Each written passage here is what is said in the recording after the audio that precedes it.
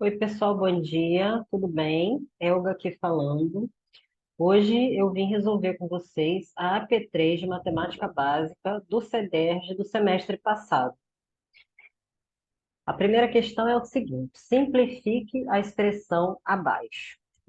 Então, a gente tem aqui binômios, né, e um trinômio, e a gente precisa simplificar isso. Nós vamos começar trabalhando com fatoração, né, gente? Simplificação de expressões algébricas envolve fatoração. Então, a gente olha esse primeiro binômio aqui, 4x mais 12, né? O que que a gente pode fazer aqui? Eu vou colocar o 4 em evidência, porque é uma coisa que eu vejo que é possível fazer. Então, 4 em evidência, abro parêntese e divido o primeiro termo aqui do binômio por 4. 4x por 4, x, mais 12 por 4, 3. Fecho parênteses. Embaixo, eu tenho um trinômio, e aqui é interessante observar, gente, que já deu para gente as raízes, né? Dessa daqui fica fácil nós sabermos que as raízes são 2 e menos 2, né? Logo, menos 3 e 1 são as raízes desse outro trinômio aqui. Por que que x tem que ser diferente dessas pessoas aqui, desses caras? Porque zero no denominador é uma coisa impossível, né? Não existe, a gente não tem como dividir por zero. Então, nós sabemos aqui que nós já temos as duas raízes para essa expressão aqui quadrática.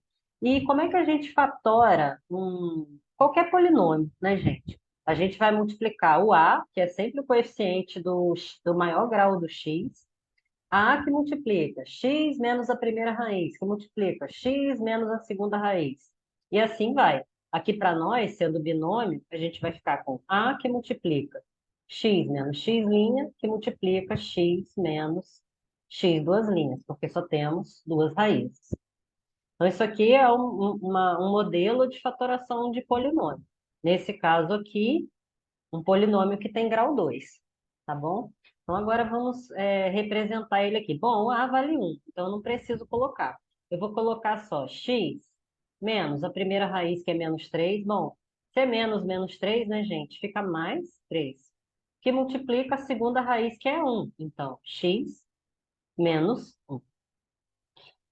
Aqui eu achei interessante, né, ter uma multiplicação no meio. Normalmente tem um mais aqui, poderia ter um mais para poder dificultar mais a situação, mas tudo bem. Vai estar todo mundo multiplicado, excelente. Porque aí eu posso até cortar alguém da primeira fração com a segunda, né? Que não vai ter problema, já que aqui tem um vezes entre as duas frações algébricas. Então, eu vou fazer agora com esse aqui, gente. Vejam que esse aqui, além de um 3 em evidência, que é o maior divisor comum entre 3 e 6, eu tenho x, que também divide x e divide x ao quadrado. Então, eu vou pegar o 3 e o x para colocar na evidência. Quando eu pego 3x ao quadrado e divido por 3x, eu vou obter x menos 6x dividido por 3x vai me dar 2. Nesse denominador aqui, eu reconheço um produto notável, que vai ser o quê? A diferença de dois quadrados.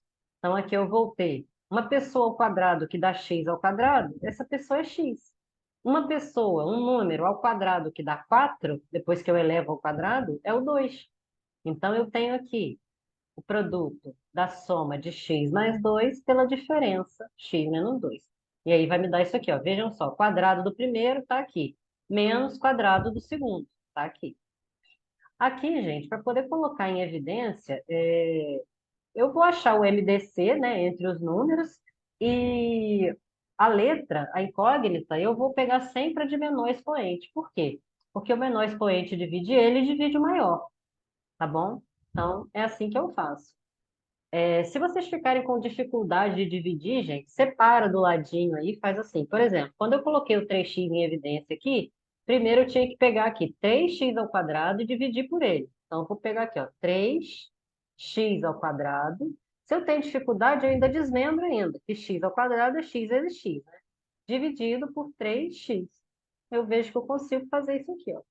E sobra o x, como a gente achou aqui dentro. E outra coisa também, se você ainda ficar com dúvida, você tem que multiplicar isso aqui assim, fazendo a distributiva, e voltar exatamente ao que está aqui. Com o sinal certinho, valores, tudo certinho. Tá bom? Bem, depois que a gente fez essas transformações, agora a gente já está confortável para fazer várias coisas. Ó, x mais 3 no numerador, x mais 3 no denominador. É como se eu tivesse um número dividido por ele mesmo, eu posso cancelar, porque isso dá 1. X menos 2 aqui, e aqui eu também tenho x menos 2. Desculpa. Então, eu também posso cancelar. Agora, eu vou fazer o quê? Eu vou multiplicar esse 4 por esse 3x, né? Vai dar 12x, porque quando eu tenho multiplicação de frações, né? Eu faço como? Numerador vezes numerador e denominador vezes denominador. Aqui embaixo, eu posso deixar assim mesmo, né, gente? Indicado, x menos 1, x mais 2. Se você quiser, você pode distribuir.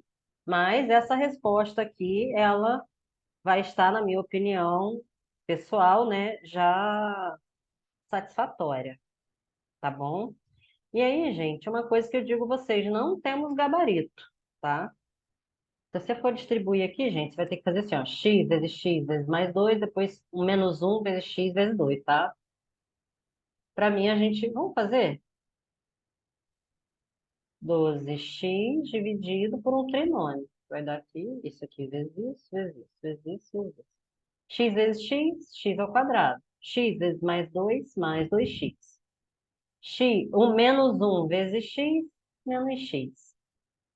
Menos um vezes 2 vezes mais 2 menos 2. Logo, arrumadinhozinho, isso aqui vai ficar da seguinte forma. X ao quadrado, mais 2 menos um, eu posso colocar mais um, né? Mais um x, menos 2.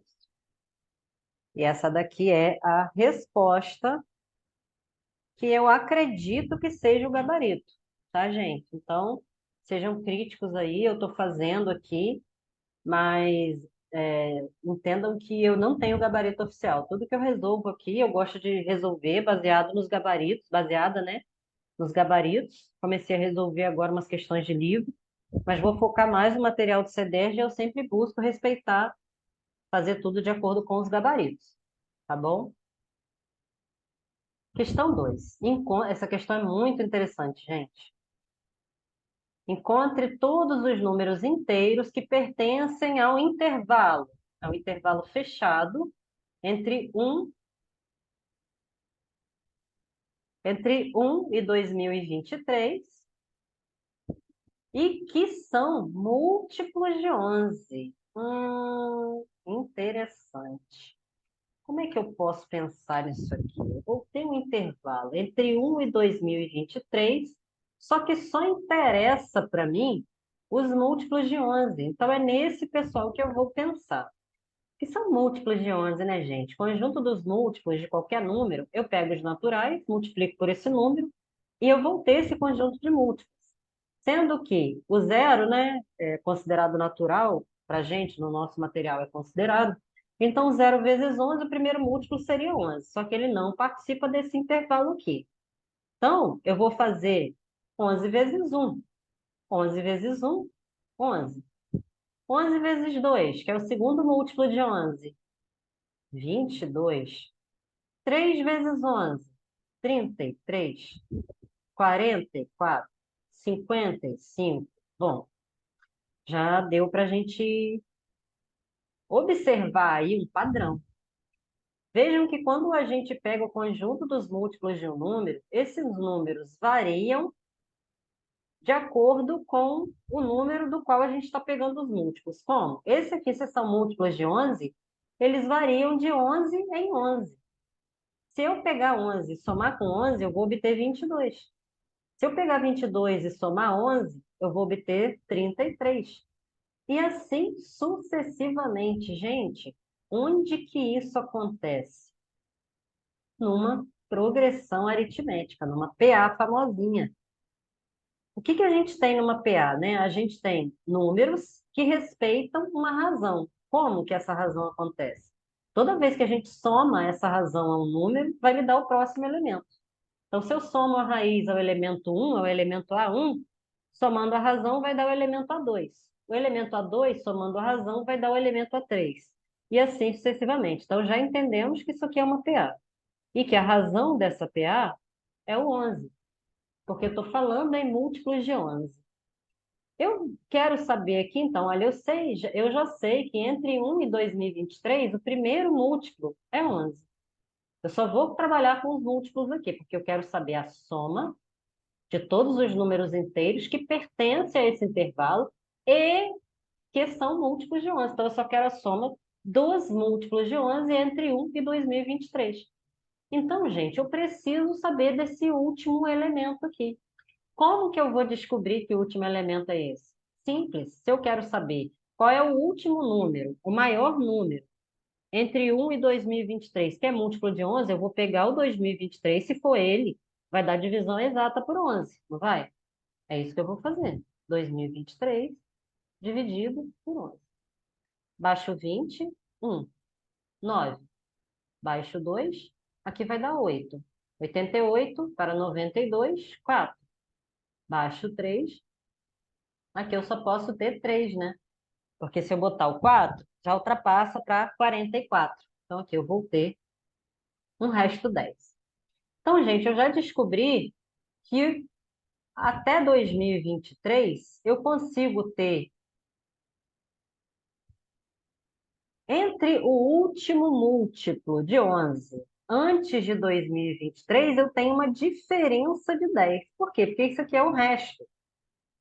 Imaginem, se 2023 fosse divisível por 11, daria resto zero, mas deu resto 10. Então, eu sei que o último múltiplo de 2023 é 11 vezes 183. Ou 2023, que fica mais fácil, menos 10. É o 2013.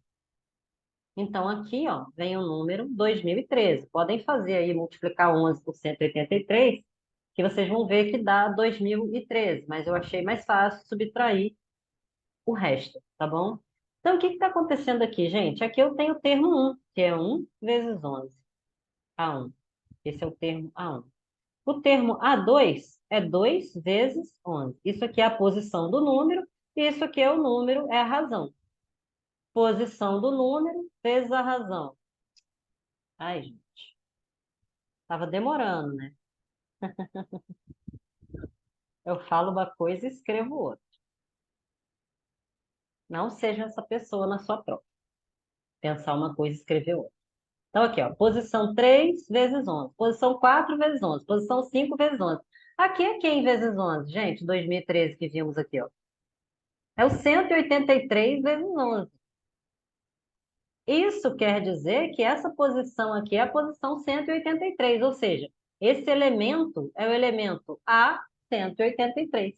O que que isso quer dizer, gente? Quer dizer que essa PA tem 183 termos. Ou seja, o AN é o A183. Opa, maravilhoso. Por quê? Porque eu sei que a soma dos elementos de uma PA vai ser dada por A1 mais AN, A1 mais AN, que multiplica N dividido por 2. Gente, tem que guardar isso, tá? A1 mais AN, que multiplica N dividido por 2. Dá seu jeitinho aí, e essa fórmula você tem que ter na mente, já que na sua prova cai conteúdo de PA e de PG, tá? De PG também. Então, a gente agora vai resolver substituindo esses valores aqui e vai achar a soma que a gente está buscando. Então, essa soma vai ser igual a 1, 11, mais a N, 2013, que multiplica N é o número de termos, tá? Então, são 183 termos. Isso dividido por 2. Então, eu vou ter que a soma vai ser igual a 2024 vezes 183 dividido por 2. Aqui eu vou dividir aqui, que é par, né, gente? Vou ficar com 1012 vezes 183. Vocês vão fazer esse cálculo aí, gente, né? Colocar aí, eu acho que para multiplicação é tranquilo, mas se não tiver tranquilidade no coração de vocês para calcular, para fazer os cálculos, tem que fazer, tá, gente? Tem que exercitar aí, consultar algum material para afiar aí. Então, aqui deu 185.196. Podem fazer aí e vocês vão ver que dá isso, tá bom? Gente, se na prova tiver na correria, né, a mente quente, não estiver conseguindo fazer nada, mesmo que você só venha até aqui, ó, você já vai ganhar uma boa parte da questão. Mas se der para você completar com o seu númerozinho, você faz mais bonito, né, gente? Já que é para fazer, vamos fazer o serviço completo. Então, o ideal é encontrar aí o valor, tá bom? Vamos para a questão 3. Agora uma questãozinha de domínio. Gente, essa questão é interessante. Vejam que no denominador eu tenho um módulo multiplicando uma raiz. Vamos relembrar o que que é domínio. Domínio é eu determinar o conjunto dentro do qual eu posso pegar valores de x, jogar aqui dentro da função, em todos os lugares onde tem x, e ver que isso me deu uma resposta real. Por quê? Porque é uma função real.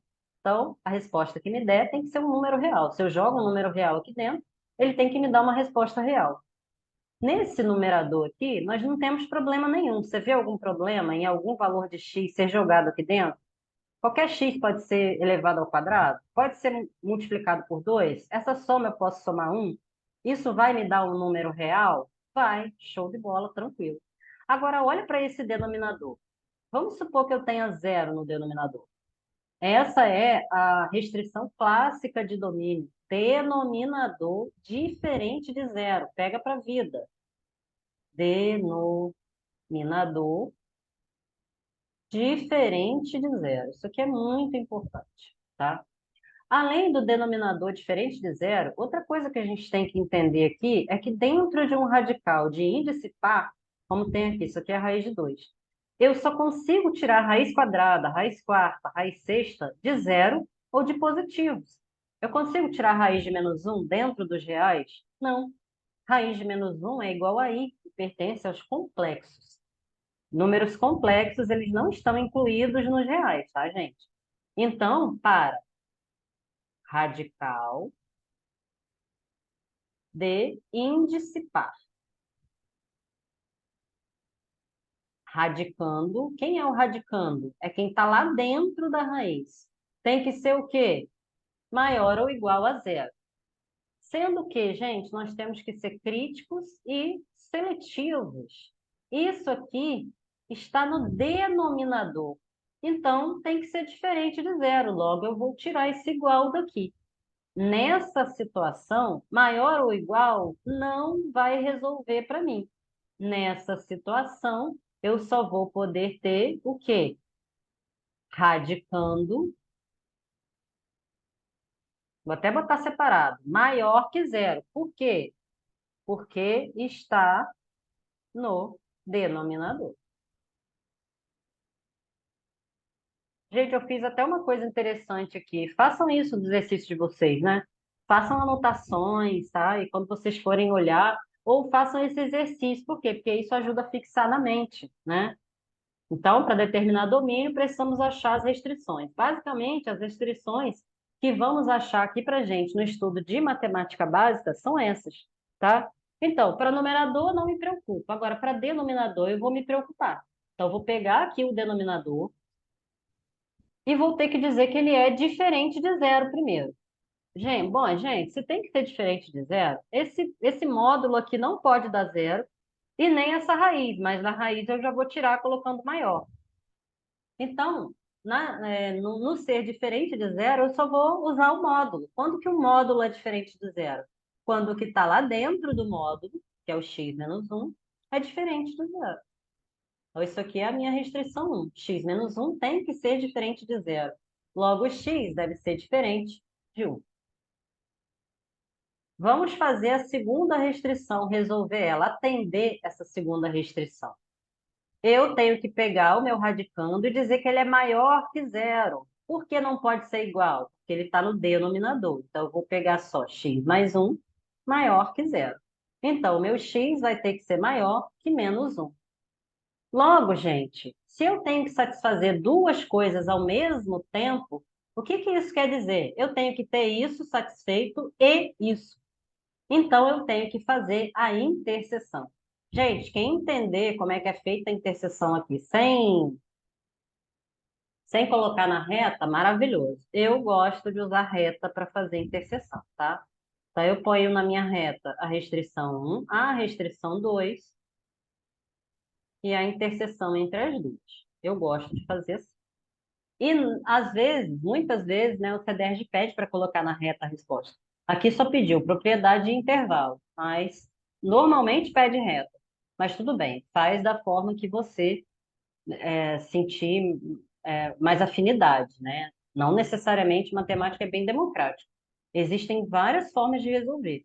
Se você estiver escrevendo coisas matematicamente corretas, fique à vontade no seu modo de resolver, tá? Mas, basicamente, o que se faz em domínio é encontrar restrições e, no final, encontrar a interseção entre todas, porque todo mundo tem que ficar satisfeito aqui. Satisfazer um só fica capenga, tem que satisfazer todo mundo.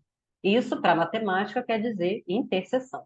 Então, eu vou dizer aqui, ó, que x é diferente de 1. Eu posso pegar a galera toda, só não posso pegar 1. Então, eu pego todo mundo no intervalo real, só não pego 1. Então, 1 tem intervalo aberto. Aqui, ó, é maior que menos 1, maior só. Então, eu vou botar o menos 1 aberto e vou pegar o pessoal que está à direita dele. Encontrando aqui, ó, a interseção, eu vejo que ela só acontece nessa meiuca aqui, entre menos 1 aberto e 1 aberto. Logo, eu só vou aceitar isso daqui. A gente pode pegar um valor, gente, para poder experimentar, tá? Façam isso se vocês estiverem muito inseguros, mas tem que fazer a continha direitinho, tá? Vamos pegar o zero? Eu amo zero, gente. Às vezes eu fico pegando o zero quando ele nem pertence ao intervalo, de tanto que eu amo ele. Também não seja essa pessoa. Mas agora ele está aqui, ó, nesse mesinho aqui, entre menos 1 e 1, né? Tá lá o número zero. Lindo e pleno.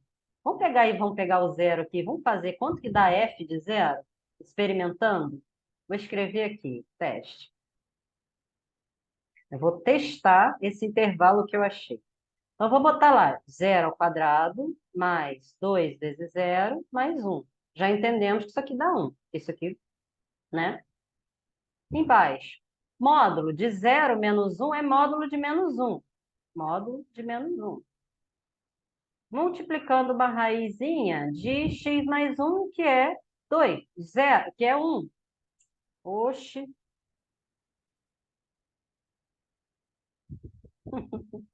De vez em quando nós engasgamos. Cruz credo.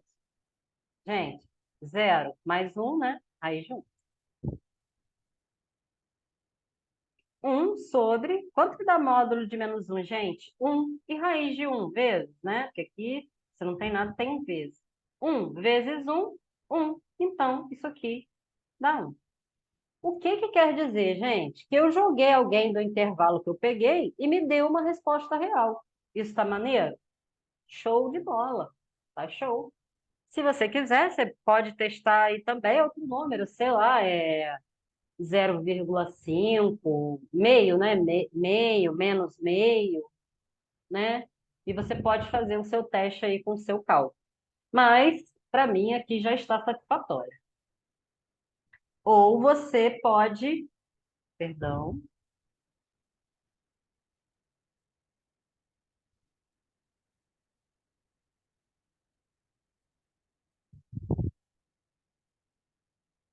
ou você pode não testar.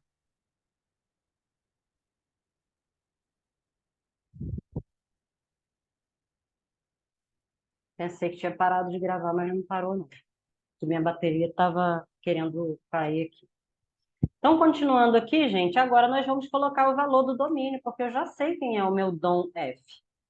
O nosso material é expresso assim, tá? Domínio, dom de F. Eu quero fazer primeiro da forma aí que ele me pediu. Propriedade. É propriedade de quem? Pertence a quem?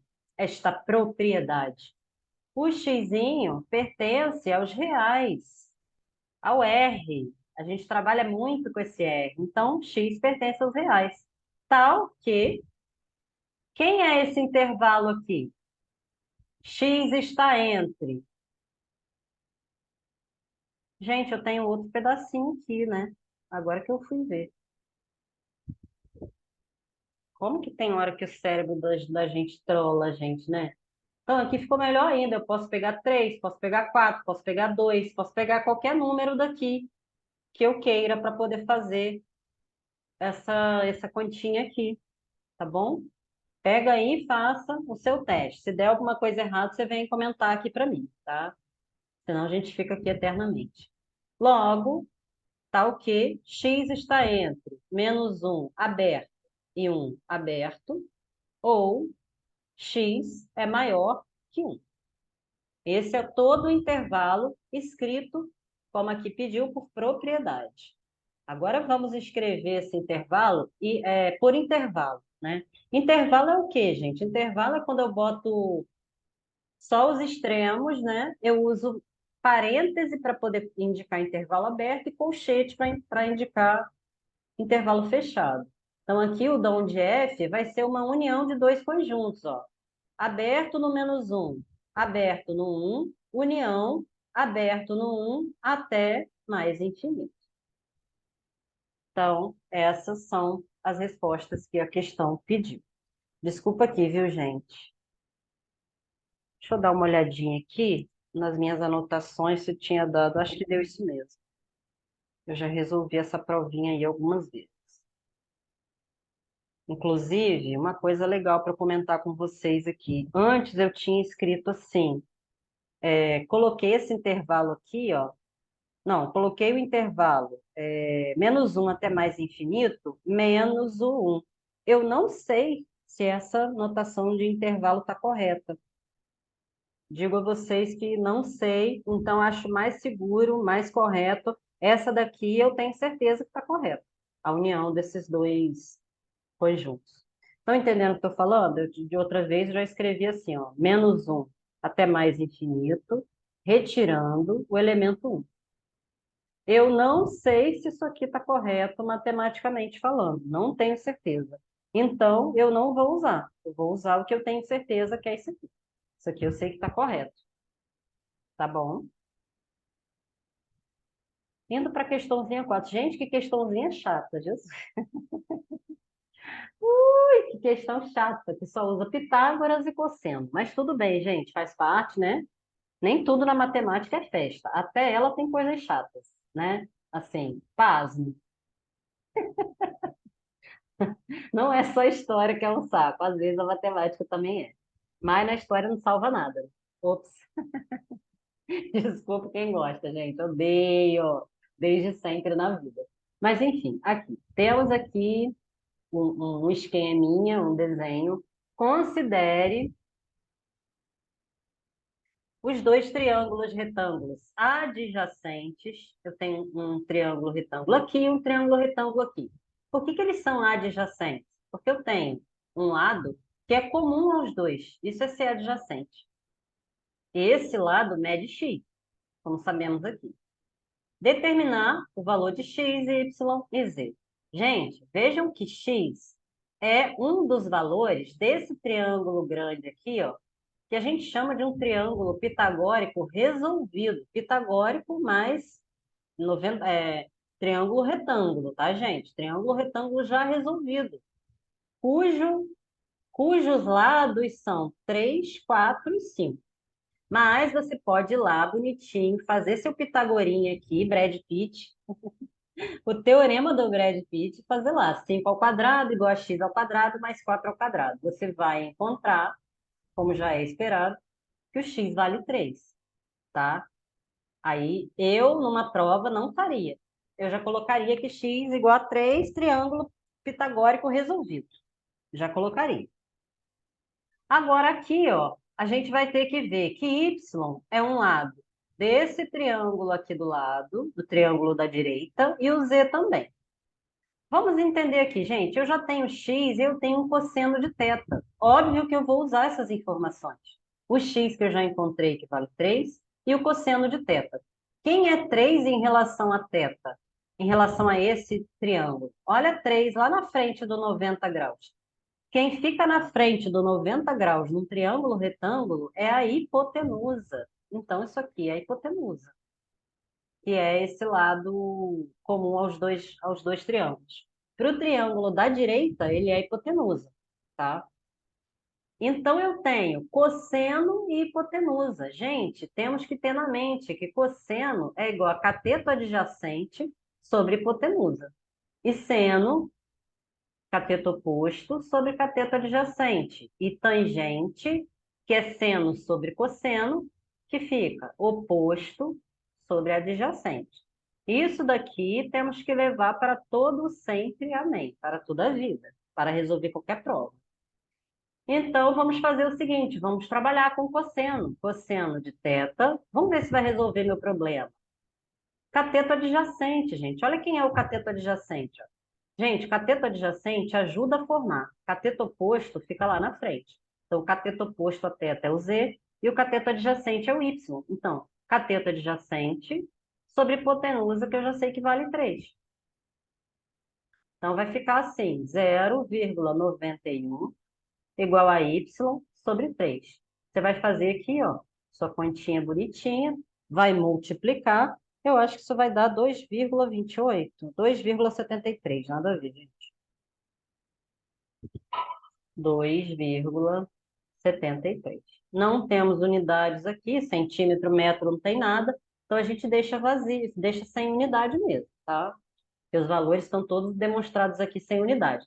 Se aqui tivesse centímetro, teríamos que usar centímetro aqui, tá? Mas como não tem, a gente não usa nada.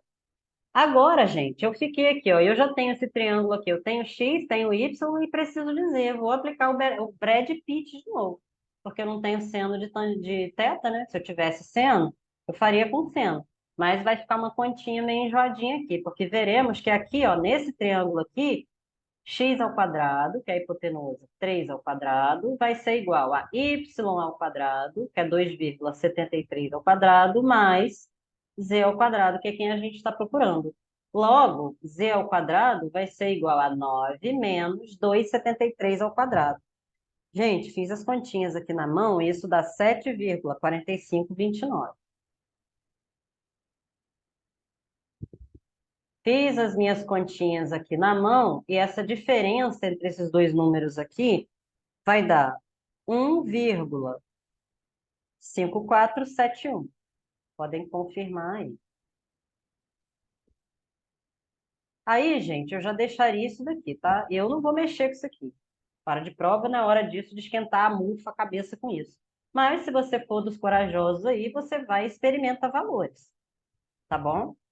Mas achei besteira colocar um resultado desse aqui, não tinha necessidade, mas eu não faria nada aí mais, tá? Porque a gente não pode usar calculadora. E essa conta aí é uma conta que só experimentando, eu não conheço outro método. Inclusive, se você conhecer, coloca aí nos comentários que tem outro método para a gente poder encontrar essa raiz aqui com mais facilidade, tá bom? Mas né, só dá para encontrar aproximada, né? Acho que ela vai ser, esse número é irracional. Não tem raiz exata, tá bom? Então vamos agora para a quinta questão. Gente, agora começou a polêmica dessa prova, né?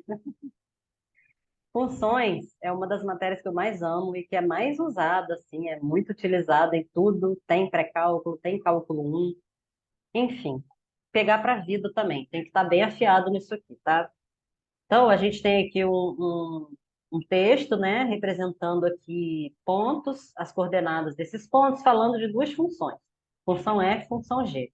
Essas funções estão desenhadas aqui nesse gráfico, representadas no gráfico. A gente tem um alfinho ali, que já percebemos que é o ângulo de inclinação da reta F, e temos lá, temos um ponto de interseção também, que sempre é uma coisa interessante se observar, e tal.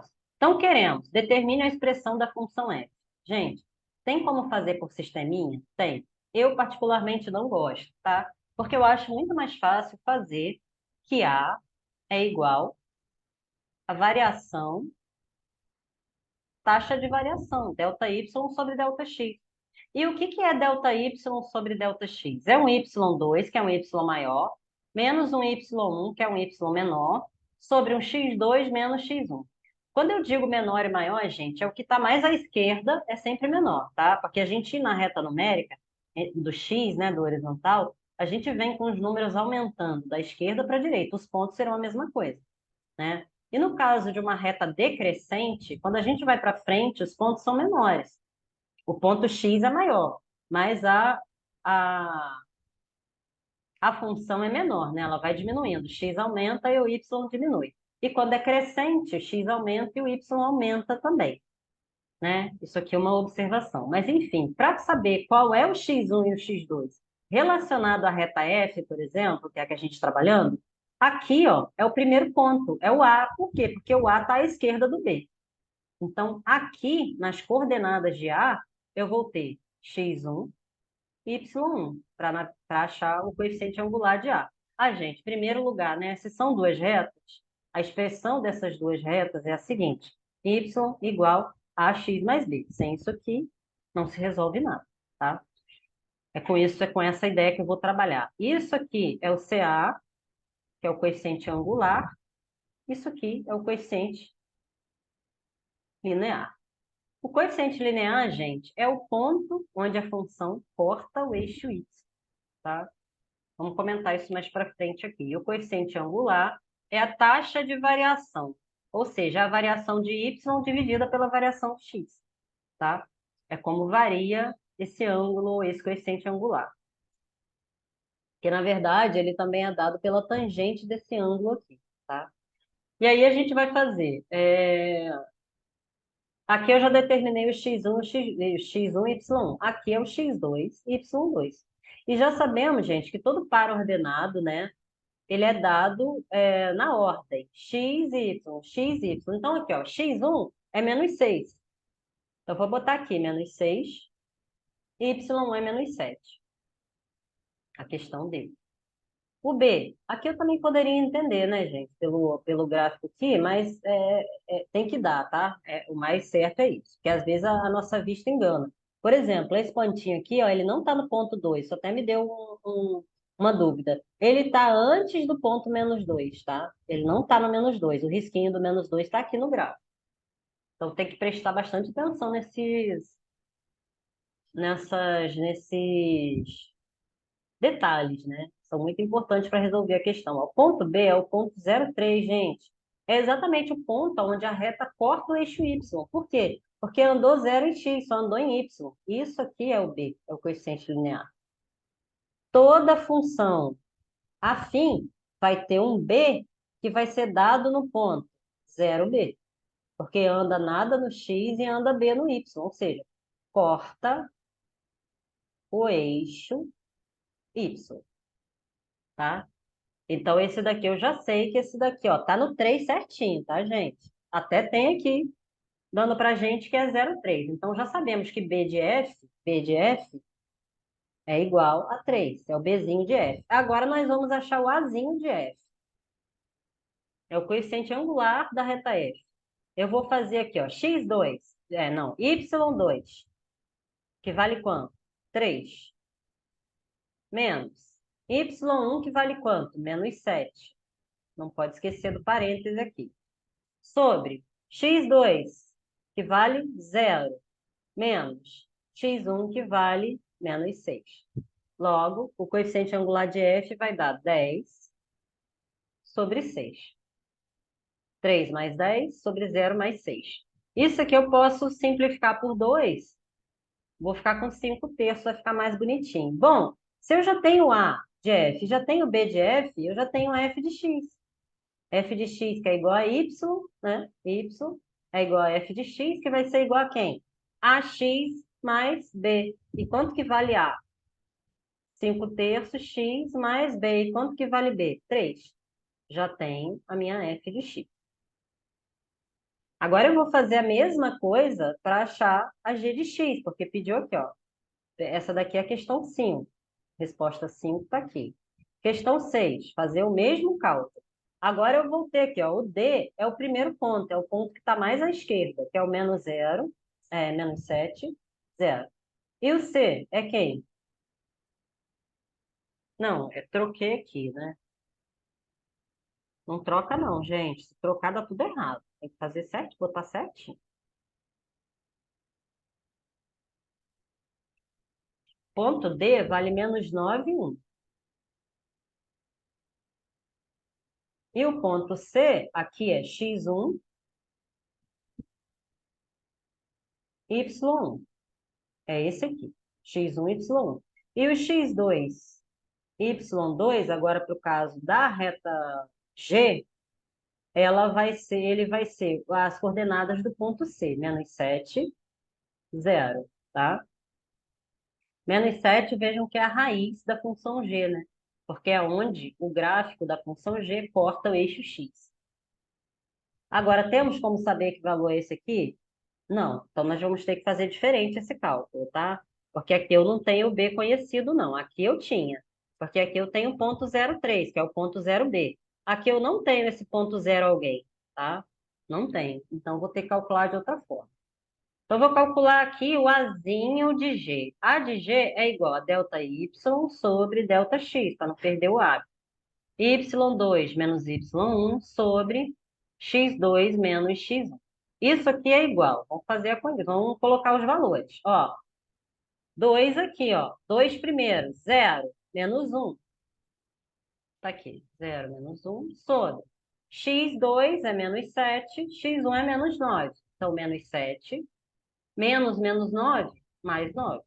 Logo, aqui eu vou ter menos 1 sobre 2. Menos meio. Esse é o coeficiente angular da função g, da reta representada pela função g, que representa a função g.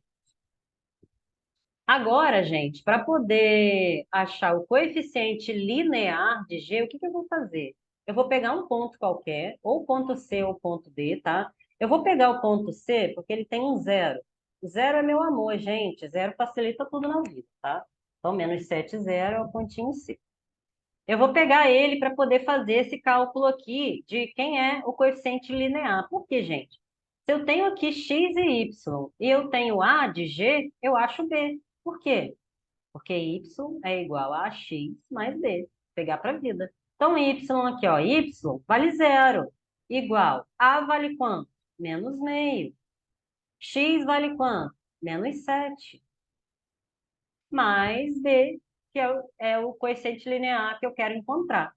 Quando vocês resolverem isso aqui, gente, ó, menos vezes menos, mais 7 meios. Então, B vai ser igual a menos 7 meios.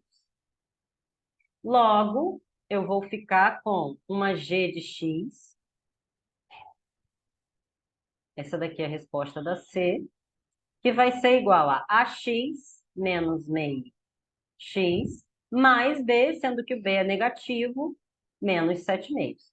Gente, super embolado aqui, não reparem, tá? Tenham compaixão, tá bom, gente? Gente, agora para determinar a tangente do ângulo A, alfa, é aquilo que eu falei para vocês. Tangente de alfa vai ser igual ao coeficiente ao Azinho F, o coeficiente linear da reta F. Coloque isso em português na tua prova, tá? Então, o valor que a gente está buscando na questão 7 é tangente de alfa igual a 5/3. A gente também pode achar esse valor aqui, ó, por esse triângulo aqui, ó. Nesse triângulo, a tangente de alfa é o cateto oposto, que vale 3, porque é de 0 até 3, sobre o cateto adjacente. Gente, cateto adjacente aqui foi uma coisa que me deu dificuldade. Por quê? Porque isso aqui eu achei que estava no 2, só que não está no 2, está antes do 2, tá? Então, o que que acontece aqui? Para poder saber quem é esse aqui, eu tenho que substituir valores, eu tenho que pegar essa f de x aqui, ó, e igualar a zero. 5/3 x mais 3 igual a zero. 5/3 x igual a menos 3. Quando eu fizer isso, ó, 5/3 x mais 3 igual a zero. 5/3 x igual a menos 3. X igual a menos 3 dividido por 5/3. Então, é vezes 3/5. Isso daqui vai me dar menos 9/5. Quando eu colocar, então, esse menos 9/5 aqui, eu vou entender que esse espacinho vale 9/5. Aí, como que eu calculo essa tangente? Tangente de alfa vai ser igual a cateto oposto, que é 3, dividido por cateto adjacente, que é 9/5. E 3 dividido por 9/5 é o mesmo que 3 vezes 5/9. Cancelando aqui e aqui, eu vou ter tangente de alfa é igual a 5/3, do jeito que eu já tinha encontrado aqui. Então, você pode fazer esse cálculo dessas duas formas. Se você for colocar que a tangente de alfa é igual a de f, escreve no português também, que é legal. A tangente do ângulo alfa é igual ao coeficiente angular, numericamente igual, né, ao coeficiente angular da reta f da função f de x. Logo, vale 5/3. Se você quiser fazer aqui pelo triângulo, pode também. O cálculo vai ser esse aqui, tá? Passando agora para as questões 8 e 9, essas questões aqui foram a polêmica da prova que eu achei. Eu demorei bastante para entender como é que era feita essa questão 9, mas eu acho que eu já cheguei a uma conclusão. Então, para resolver essa questão aqui, ó, vamos ler com atenção. Considere uma função h definida de R em R, reais em reais, né? Domínio reais, imagem reais. Tá ok. Para cada x em R, para cada x do domínio, h de x é o maior valor entre f de x e g de x, se forem diferentes. Se forem iguais, né, vai ser esse valor comum. Então, gente, para eu achar h de menos 9, eu vou ter que saber sobre f de menos 9 e g de menos 9, porque aí eu vou escolher quem é maior. Agora eu vou voltar para o gráfico. Por um ponto aqui que eu falei para vocês, conversei mais cedo, que é um ponto importantíssimo, que é o ponto aonde as duas retas se encontram. É o ponto de interseção entre essas duas retas. Se eu quiser achar esse ponto de interseção, sem confiar que esse ponto é -3 e -2, porque realmente é a coisa certa a se fazer matematicamente, eu vou pegar a f de x e vou igualar a g de x. Quando eu fizer isso, eu acho x desse ponto. Aí eu vou achar o -3. Substituindo ele em qualquer uma das duas funções, eu vou achar o y, que é -2. Então, eu tenho certeza, eu já sei que esse ponto aqui é o -3, -2, mas seria legal que você fizesse isso, tá? Faça essa conta e encontre isso aí. Mais uma coisa para você exercitar. Visto isso, gente, observamos que a F está embaixo da G, literalmente embaixo, até esse ponto. E a F está em cima da G, literalmente à frente desse ponto. O que que isso quer dizer? Quer dizer que h de x vai ser igual a f de x em que situação? Na situação que a f de x está maior do que a g de x. Então, vai ser igual a f de x, se e somente se f de x é maior que g de x. Em que intervalo isso acontece? Isso acontece em x maior que -3, porque acontece a partir desse ponto aqui para frente, para frente dele. Porque para trás dele, a g está em cima. Então, também sabemos que h de x é igual a g de x se e somente se a g de x for maior que h de x. Aonde que isso acontece? Exatamente no intervalo contrário. Isso aqui acontece em x menor que -3. Olha só, x menor que -3, ou seja, x à esquerda do -3, olha a g de x plena e absoluta em cima da f de x, literalmente maior. Analisando aqui, gente, pegando um ponto x aqui entre -4 e 5, vejam que a g está aqui. Olha onde que está a f. Lá embaixo. A g está aqui, a f está lá embaixo. A g aqui vale esse ponto e a f vale esse.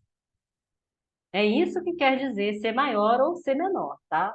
Eu vou aplicar aquele ponto x nessa função e vou obter valores, e aí eu vou entender que o valor que eu aplico, quando eu aplico o mesmo ponto, quando ele é menor que 3 na f e na g, a g sempre vai ser maior.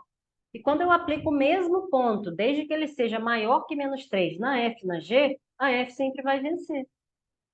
Imaginem aqui um ponto entre 0 e 1, aqui. Olha a G aqui, olha a F onde que dá, o ponto entre 0 e 1. Agora, olha lá embaixo onde que está a G. Ó, aqui, aqui. Entenderam qual é o espírito da coisa? Logo, para você saber se o H de menos 9 é igual a F de menos 9 ou G de 9, compare ele com menos 3. Ele não é menor que menos 3? Então, quem vence aqui, ó, é a G de menos 9. Quem vence aqui é a G de menos 9. Aí você vai lá e calcula, tá? Eu não vou fazer esses cálculos aqui, tá, gente? Porque o vídeo já está super grande, tá? Então, recapitulando, para todos os valores menores que menos 3, a G ganha. E para todos os valores maiores que menos 3, a F ganha. Então, quem é maior que menos 3 aqui? Esse aqui é menor ainda. G vai ganhar. Esse aqui, ó, já é maior. Então, H de 0 já vai corresponder a F de 0. E o H de 1 já vai corresponder a F de 1. Faça os cálculos porque ele pediu aqui, determine os valores, tá? Aí você vai ter que fazer os cálculos aí. Agora, para essa questão 9, gente, nós vamos entender da mesma forma. Qual é o menor valor de h de x que a função h da questão anterior assume? É o maior de todos. Gente, vejam que os intervalos que me servem são só quando é maior, não é? Quando é maior. Então, vem aqui, ó, e traça uma paralela aqui nesse ponto. Você vai esquecer essa parte de baixo. Você vai esquecer essa parte de baixo. Olhando só para cima, é a própria h de x. Qual é o menor valor que a h de x assume? É o menos 2, tá?